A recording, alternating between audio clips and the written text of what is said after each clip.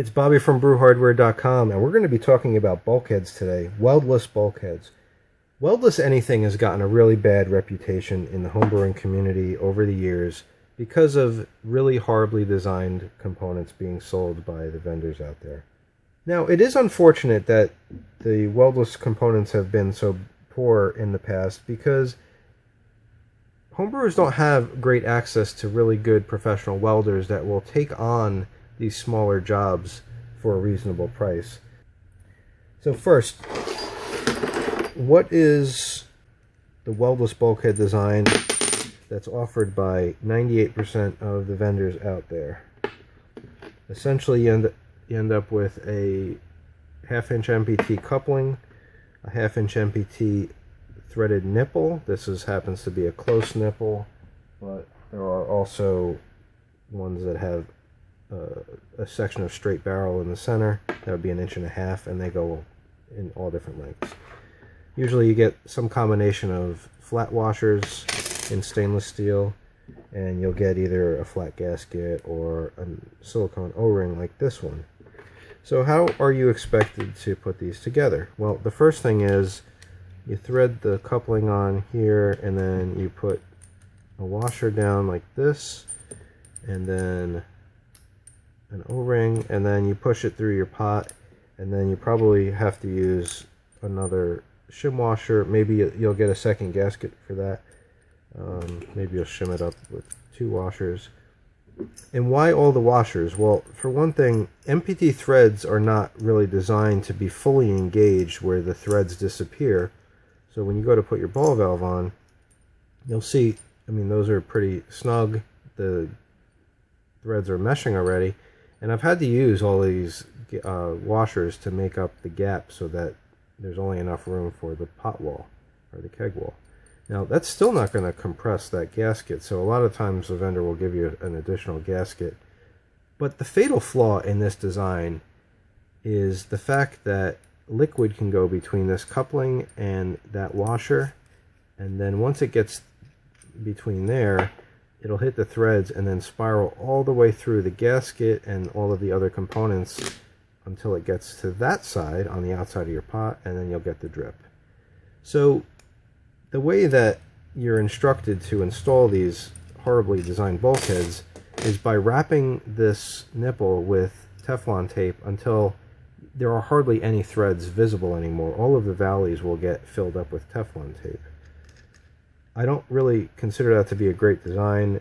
While you can get it to be leak-free after enough playing around with Teflon tape, this is a bunch of off-the-shelf components that the end user is expected to put together and make a bulkhead out of it.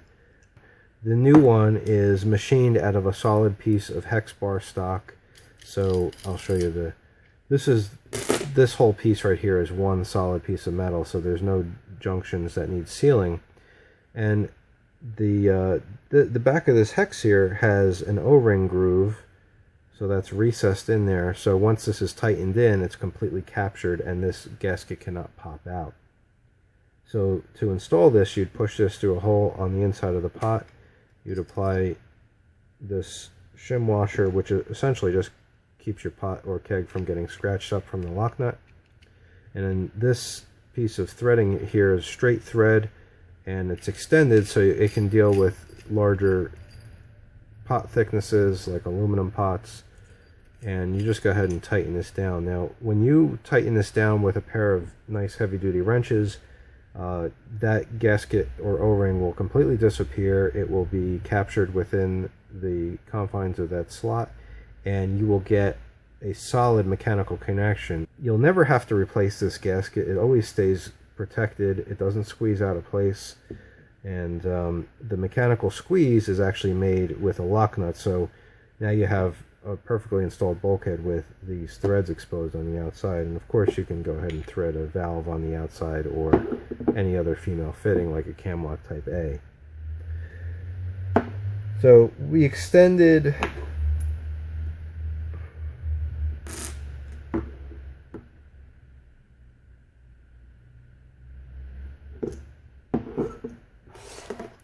The other place we use the True Bulkhead design is on our weldless dip tubes.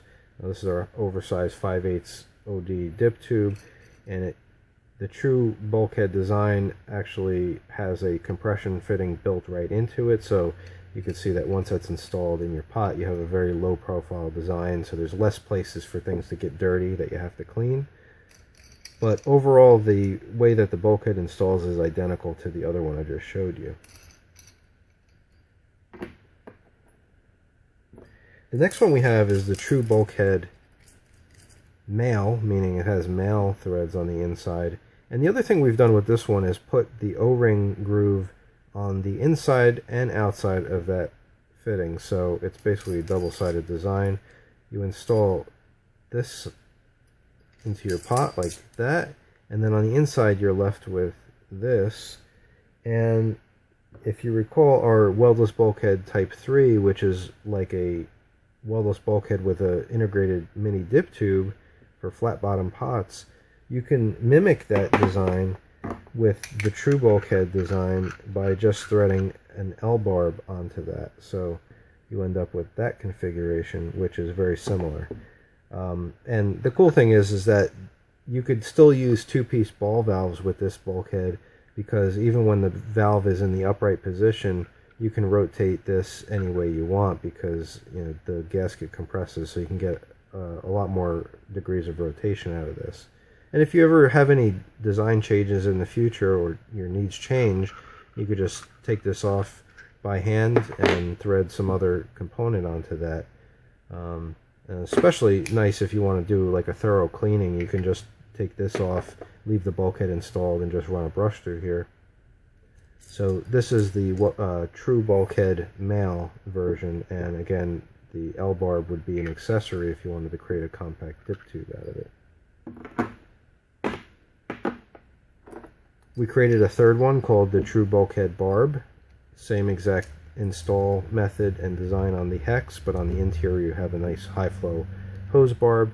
And we include this in our mash tun conversion kits, where you want to have the false bottom connected with a piece of hose, such as in an igloo cooler, or any other application where you need a hose barb on the interior. Again, this is True Bulkhead barb.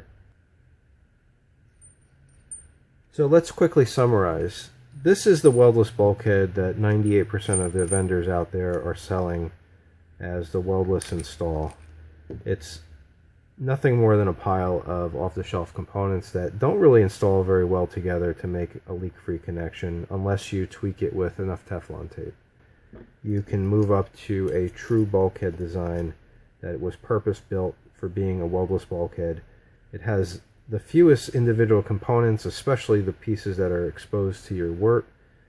Easy to clean, and it will install leak-free the first time and stay that way, guaranteed, for much less than the hourly wage of a good welder.